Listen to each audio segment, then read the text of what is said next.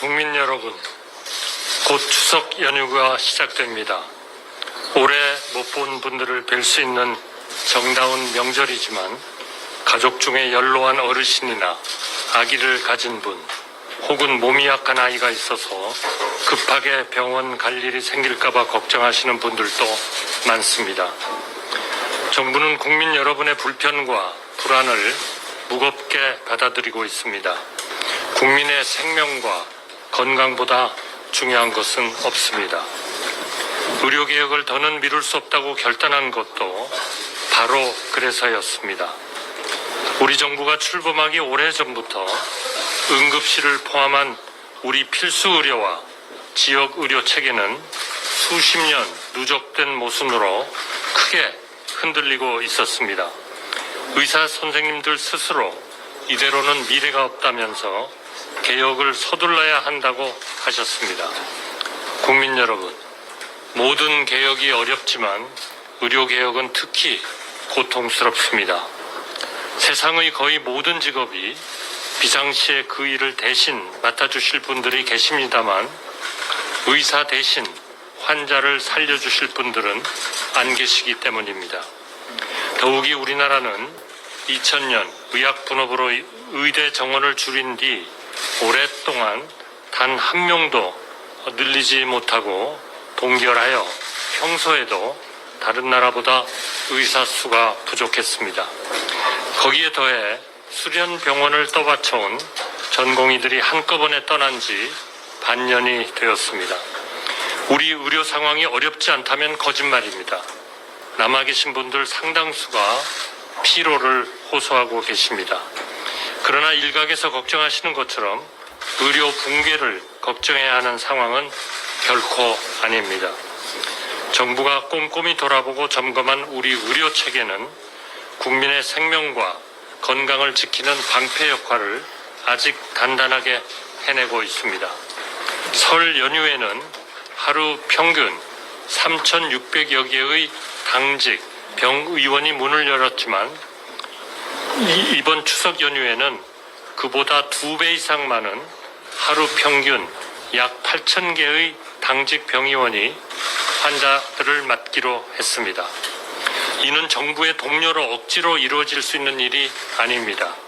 실력 있고 심지 굳은 의료인들이 곳곳에서 묵묵히 소임을 다하고 계시기에 가능한 일입니다. 전공의 없이 응급실을 지키고 계신 교수님께서 명절에 응급실이 더 바쁜 건 당연하다면서 이러한 상황이 힘들었다면 응급의학과를 선택하지도 않았을 것이라고 말씀하신 인터뷰를 읽었습니다. 전국 150여 개 분만병원이 모든 분만은 응급이라면서 이번 추석 연휴에 병원 문을 열고 환자를 기다리겠다고 약속하셨습니다. 대한분만병의원협회 회장님께서는 필수 의료의사는 돈 벌려고 의사된 사람이 아니라면서 의사 면허를 갖고도 아픈 환자를 외면하고 휴진하는 건 있을 수 없는 일이라고 하셨습니다. 그분이 두려워하시는 것은 의료계 블랙리스트가 아니었습니다. 필수 의료 의사는 사람을 살리는 자부심으로 살기 때문에 병원을 연다고 비난하는 사람을 두려워하지 않는다면서 단지 두려운 것은 산모의 고통뿐이라고 하셨습니다. 이분들이 계시기에 대한민국의 의료는 강합니다. 환자 곁을 선택해 주신 의사 선생님들께 감사드립니다. 경무를 담당하며 병원을 지탱하고 계신 간호사, 간호조무사, 의료기사 선생님의 공로도 정부는 잊지 않겠습니다. 국민 여러분, 정부는 환자의 불안을 해소하고 의료진의 경무를 덜기 위해 전력을 기울이고 있습니다.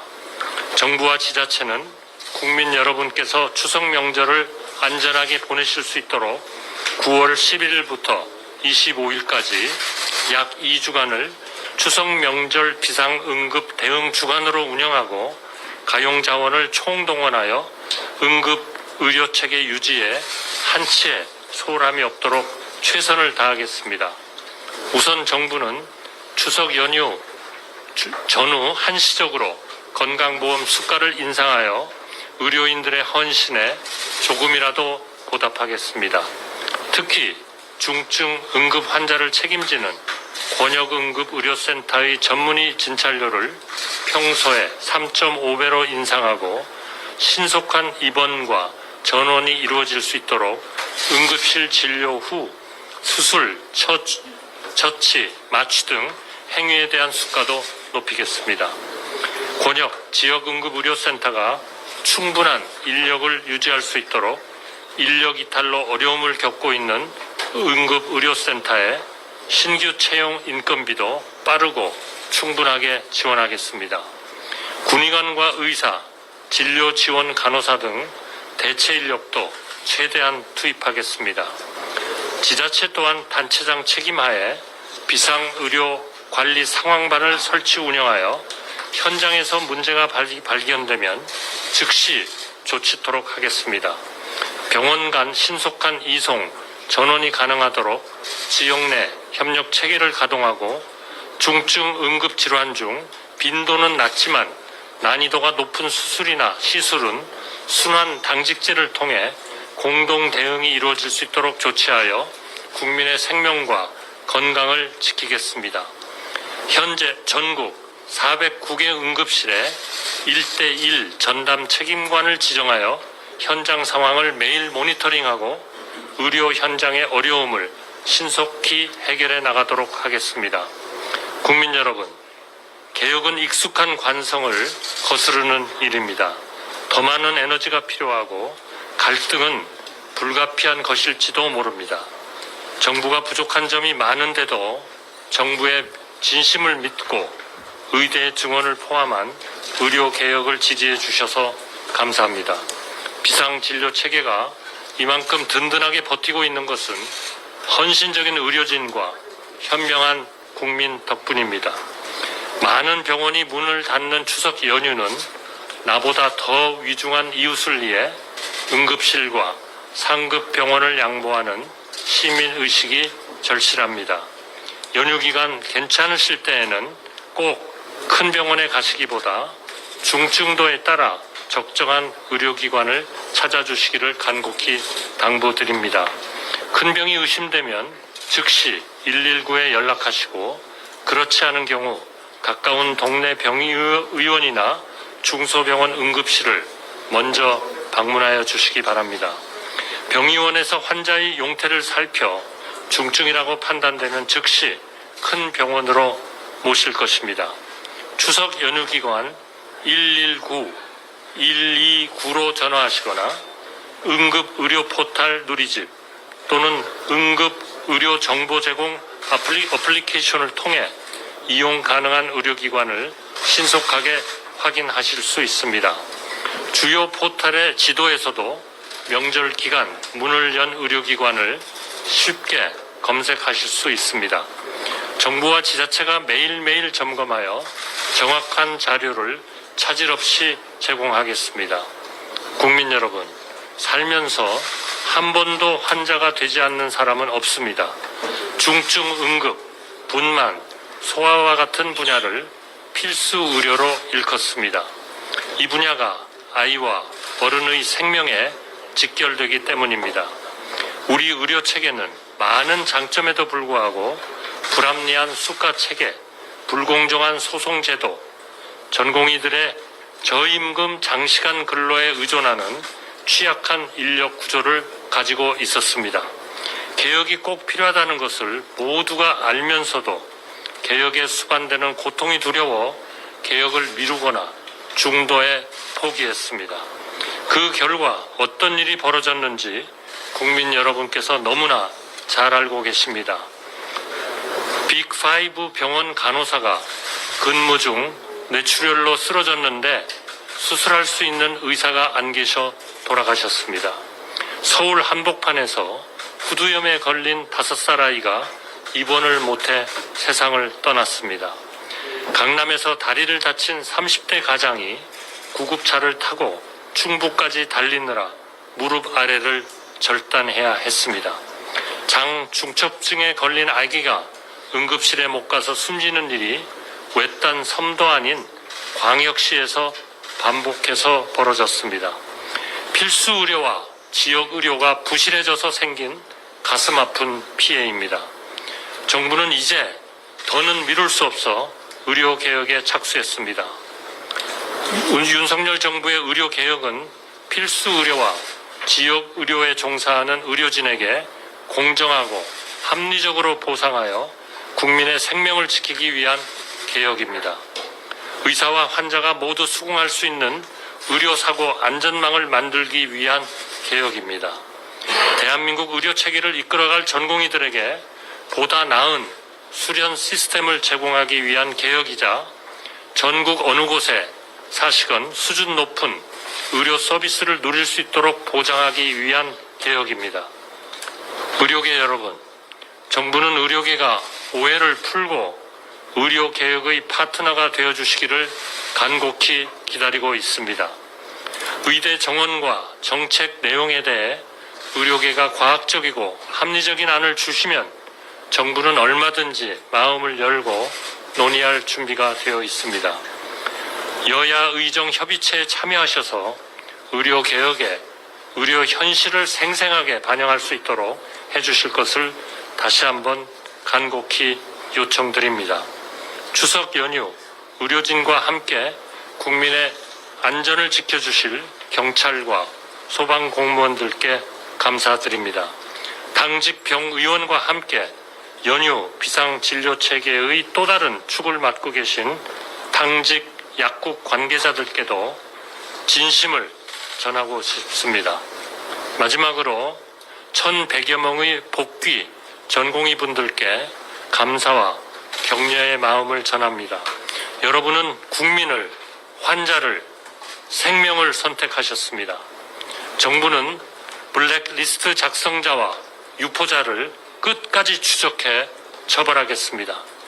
정부와 지자체는 국민 여러분께서 편안하고 안전하게 추석 명절을 보내실 수 있도록 그동안 준비했던 여러 대책들을 차질 없이 추진하겠습니다. 감사합니다.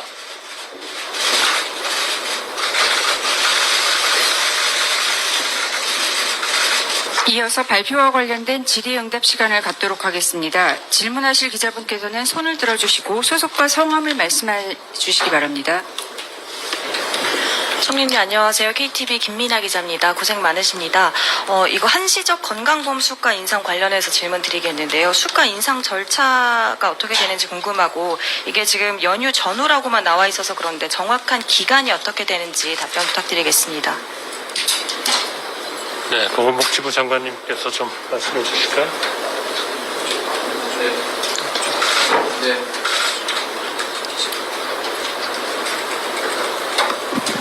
네, 보건복지부 장관 말씀드리겠습니다. 한시적 진찰 인상은 이번에 추석 연휴 비상응급 대책 기간 동안인 2주간에 걸쳐 가지고 지원을 할 예정입니다. 그리고 이것은 이제 건정심의 논의를 거쳤고요. 차질 없이 추진할 수 있도록 하겠습니다.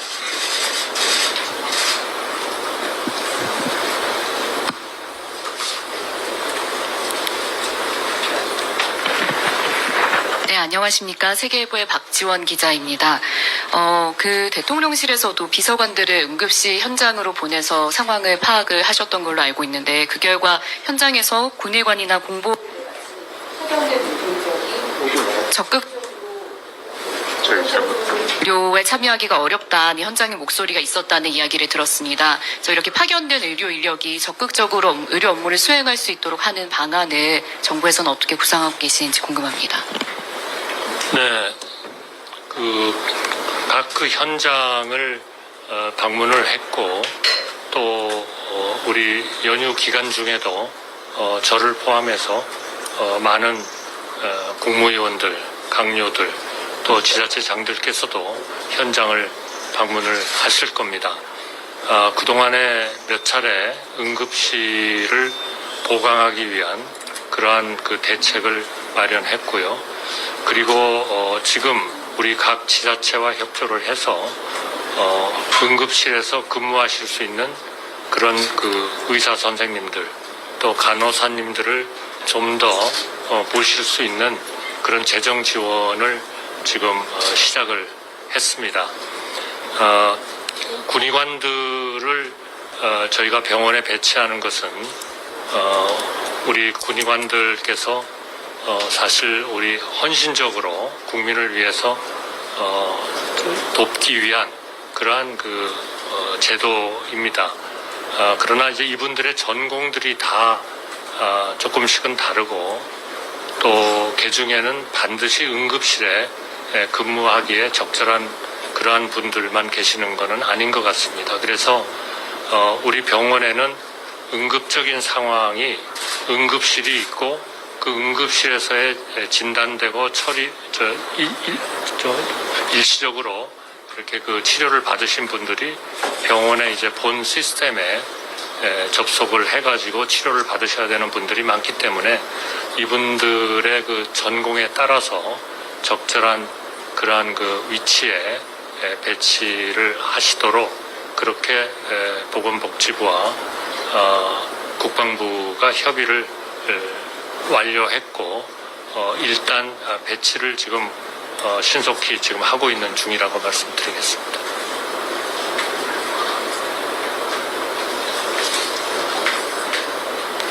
네, 안녕하세요. EBS의 금창호입니다. 사실 지금 정치권이랑 또 대통령실에서도 계속 2025 의대 증원 재논의 관련돼서 좀 얘기가 나오고 있는데요. 이에 대해서 저희 정부의 입장이 무엇인지 설명 한번 부탁드리겠습니다. 저희는 2025년은 이미 여러분께서도 잘 아시다시피 상당한 의과대학의 지원생들이 이미 3대1, 4대1 정도의 경쟁률을 갖출 정도로 이미 지금 지원을 하고 있습니다. 그래서 2025년에 우리 모집 요강은 바꾸기가 현실적으로 어렵고 그것은 그대로 진행을 해야 된다. 이렇게 생각을 하고 있습니다. 그러나 2026년도부터는 우리 의료계의 의견이 있다면 그거는 숫자에 구애받지 않고 논의할 수 있다는 입장을 확고하게 가지고 있고 저희 희망은 이러한 내용들을 포함해서 더 많은 우리 의료개혁에 대한 여러 가지 제도적 개혁에 관한 내용을 현장에 생생한 목소리를 전달해 주실 우리 의료계가 여야정 그리고 의료계 이렇게 만들어지는 협의체에서 충분히 좀 개진해 주시기를 바랍니다. 그리고 이번에 저희가 내년도에 증원하도록 되어 있는 1,509명과 그 의대생에 대한 앞으로의 교육을 더 충실화하는 문제, 또 여러 가지 시설 같은 거를 갖추는 문제, 그리고 또 우리 전공의들이 어떻게 지금과 같은 그러한 그 상황에서 벗어나서 좀 더 수련을 충실하게 받고 또 실력을 갖춘 그런 전문의로서 또 우리 대한민국의 아주 중추 의료 인력으로서 잘할 수 있는지에 대한 모든 논의를 그런 협의체에서 할 수 있다. 저희는 그렇게 생각하고 있습니다.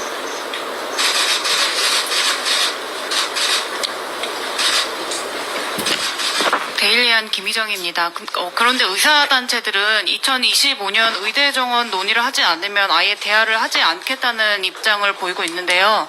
이런 상황에서 여야의정 협의체가 긍정적인 작용을 할 수 있을 거라고 보시는지 궁금합니다. 우리 의료계와 대화 채널을 열어서 계속 협의체에 참여할 수 있도록 계속 대화하고 설득을 하겠습니다. 모든 입장이라는 것은 서로 대화를 해보면 이해할 수 있는 부분들이 상당히 많지 않겠나 그렇게 기대하고 있습니다. 네, 안녕하세요. 저 코리아타임스 곽영수 기자입니다. 어제 한동훈 국민의힘 대표께서 협의체 의료계 단체 일부라도 이제 참여를 하면 협의체 출범하겠다 이렇게 밝히셨는데요. 이렇게 되면 의료계 일치된 의견을 현실적으로 내놓기 어려운 점이 있을 수밖에 없다고 생각합니다. 총리님께서는 의료계 일부만 협의체에 참여하는 것에 대해서 어떤 입장이신지 궁금합니다. 저는 모든 의료계가 일치된 그러한 하나의 의지와 좀 동일한 비전을 가지고 모두 참여했으면 좋겠다 하는 그 희망은 물론 강하게 가지고 있습니다만 그러한 그 협의체를 발족을 시켜서 우리 의료계의 좀 더 생생한 얘기를 이런 그 다양한 우리가 앞으로 해야 하는 이런 의료 정상화, 의료 개혁의 모든 과정을 의료계의 그 생생한 의견을 듣는다 하는 것도 중요하기 때문에 만약 우리로서는 좀 그렇게 되지 않고 전면적인 의료계의 참여가 있으면 좋겠습니다만 만약 꼭 그렇게 되지 않는다면은 불가피하게라도 출범은 일단 시작을 하는 것이 좋지 않겠나 그렇게 생각하고 있습니다.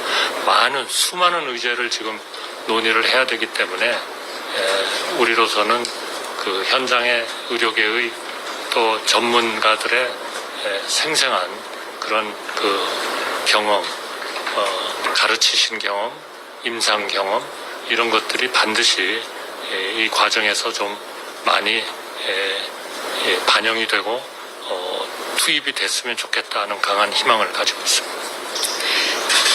다른 질문이 없으시면 자, 이상으로 그 응급의료 종합상황 관련 브리핑과 질의응답을 마치겠습니다. 감사합니다.